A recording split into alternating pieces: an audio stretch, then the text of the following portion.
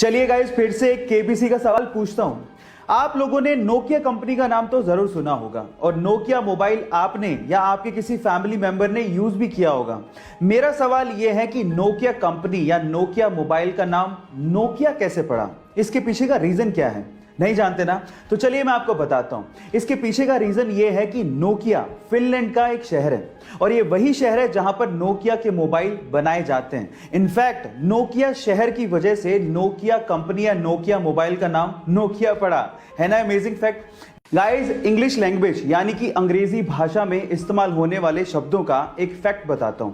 English language में कुछ ऐसे शब्द हैं जिनको जब आप उच्चारण करते हैं यानी कि प्रोनाउंशिएट करते हैं तो वो अपना मतलब खुद ही समझाने की कोशिश करते हैं। जैसे कि फॉरवर्ड और बैकवर्ड, इन दोनों शब्दों को लीजिए। जब आप बोलेंगे फॉरवर्ड तो आपके होठ आगे आएंगे, ट्राई करके देखिए, फॉरवर्ड। और जब आप बोलेंगे बैकवर्ड तो आपके होठ पीछे जाएंगे, बैकवर्ड। देखिए आपके होठ पीछे जा रहे हैं, बैकवर्ड। है ना अमेजिंग फैक्ट? गाइस, किसी को अब्यूज करना यानी कि किसी को अपशब्द कहना ये बिल्कुल बुरी बात है और हमें ऐसा बिल्कुल नहीं करना चाहिए। लेकिन कभी कभार इंसान कुछ चीजों को लेके इतना ज्यादा फ्रस्ट्रेट हो जाता है कि ये छोटे छोटे बेतुके शब्द उसको रिलैक्सेशन प्रोवाइड करते हैं, उसके दिमाग के गुस्से को शांत करने में मदद करते हैं। मैं पर्सनली इसका फेवर नहीं कर रहा हूं, लेकिन अगर मैं आपसे सवाल पूछूं कि अपशब्द कहने के बाद जो दिल को शांति पहुंचती है उसे इंग्लिश में क्या कहते हैं? क्या आप ये बात जानते हैं? चलिए मैं आपको बताता हूं। इसे इंग्लिश में कहते हैं लालोचेजिया, LALOCHEZIA, लालोचेजिया। इस शब्द को ध्यान रखिएगा, सिर्फ आपकी नॉलेज के लिए बता रहा हूं। यह सच्ची घटना है गुजरात के वडोदरा के अंतोली गांव की, जहां पर एक किसान एक गाय को लेके आया और उसने उस गाय को अपने घर में बांध दिया। लेकिन उसके लाने के बाद वहां पे अजीब घटना होने लगी। रात को बहुत सारे कुत्ते उस गाय को देख के भूखा करते थे, जिससे किसान परेशान हो गया और उसने इसके कारण का पता लगाने की कोशिश करी और इसके लिए उसने सीसीटीवी कैमरास वहां पर इंस्टॉल करवा लिए। लेकिन जब सीसीटीवी कैमरास के फुटेज सामने आए तो वो किसान देख के हैरान रह गया।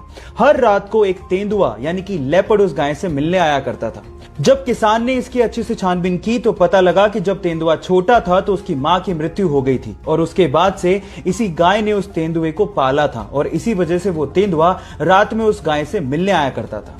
गाइस, ये जानवर भी एहसान का फर्ज निभाना जानते हैं जो कि शायद इंसान भूल गए हैं। गाइस, अगर आप रेड कलर कोक के केन को पानी में डालेंगे तो आप देखेंगे कि वो डूब जाएगा, लेकिन अगर आप डाइट कोक के केन को पानी में डालेंगे तो वो फ्लोट करने लगेगा।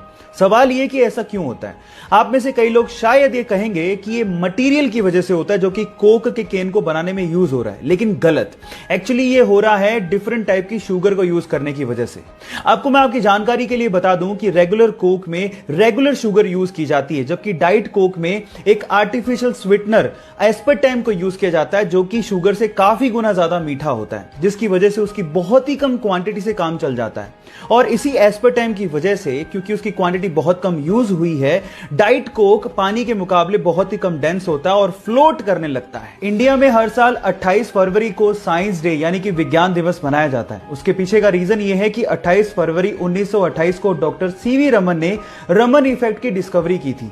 लेकिन अगर मैं आपसे सवाल पूछूं कि स्विट्जरलैंड में साइंस डे कब और क्यों मनाया जाता है तो आप लोग क्या कहेंगे? डोंट वरी, मैं आपको इसका आंसर देता हूं। स्विट्जरलैंड में हर साल 26 मई को साइंस डे मनाया जाता है और इसके पीछे का रीजन जान के आपको बहुत प्राउड फील होगा, क्योंकि 26 मई 2006 को डॉक्टर एपीजे अब्दुल कलाम ने स्विट्जरलैंड को विजिट किया था और जैसे ही उन्होंने वहां पे कदम रखा, वहां की सरकार ने 26 मई को विज्ञान दिवस घोषित कर दिया।